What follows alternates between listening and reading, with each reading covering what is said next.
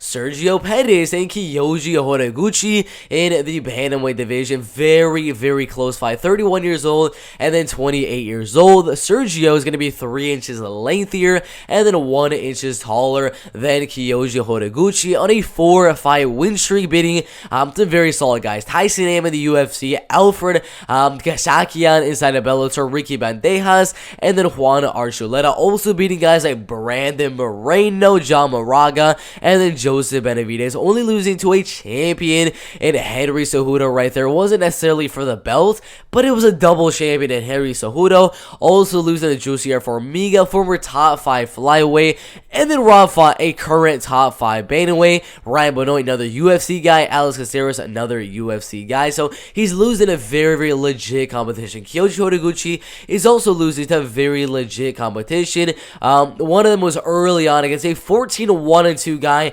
in Masakatsu Ueda. Then it was to Demetrius Johnson for the UFC flyweight belt. Wins 3 more fights in a row, and instead of deciding to fight for the belt again, he just goes on a rise and absolutely destroys people over there in Ryzen, beating Manel Kopp, Ian McCall, and many, many other guys. Darion Caldwell inside of Ryzen, Ben Eugen, and then Darion Caldwell yet again for the Bellator bantamweight belt. He was an actual Bellator champion, then he lost to Kai, then he rematched that one. So yeah, he's definitely a more powerful guy than Sergio Pettis. He's got a way more power than Sergio, but the wrestling and grappling goes Sergio, the volume goes Sergio, the technique goes Sergio, the height and reach goes Sergio. So there's so many advantages in my opinion that are going Sergio. The main advantage is Kyoji Horiguchi's power.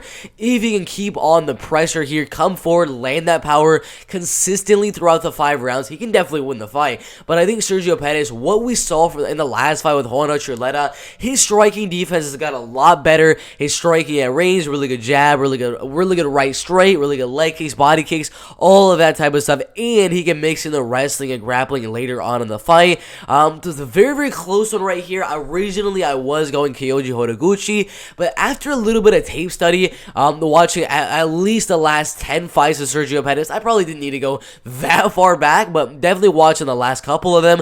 Sergio Pettis, I believe he's going to outstrike Kyoji Horiguchi at range. He's not, I mean, he's going to get hit with the more powerful shots, but he's going to be landing more volume, and with the mixing in of the takedowns, I do believe Sergio Pettis should definitely win the fight. But this fight for the UFC Bellator, the Bellator bantamweight champion, not the UFC bantamweight champion, but yeah, I'm going to go Sergio Pettis. I believe he outstrikes on the feet at range, mixes in the takedowns, and wins the fight by a decision. I can see Kyoji winning. It's a very, very close fight, but I'm going to go Sergio Pettis by a unanimous decision right there. Very good fight in the Bellator bantamweight division.